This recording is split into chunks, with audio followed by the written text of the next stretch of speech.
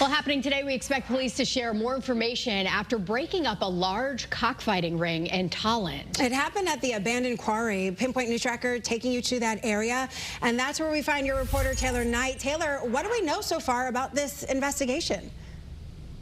Well, all of this was discovered down this road you see behind me here. It's an old quarry right off of Mountain Spring Road. Saturday afternoon, state police found a crowd of people and hundreds of chickens who were being forced to fight each other. Today, we expect more information about this huge investigation to be released. Our cameras were rolling as police handcuffed several people Saturday afternoon after breaking up a cockfighting ring. Officials say the animals were being forced to fight each other at the abandoned quarry, turning it into a coliseum of sorts. The police response here was so organized that investigators had an area set up so they could arrest and book people on site.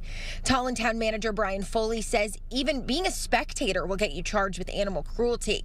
As much of a surprise this was to many in this quiet neighborhood, it wasn't as shocking for him, though. He says a lot of these cockfighting groups are moving out of cities and into quieter suburbs, just like Tolland. They'd be in basements, they'd be in abandoned garages, but they attracted a lot of attention. So this is an effort. Over the last 10 years or so, you've seen these operations move out to the suburbs across the country.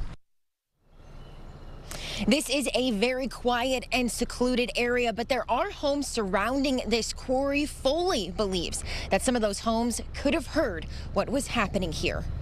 Your reporter in Tolland, Taylor Knight, Channel 3 Eyewitness News.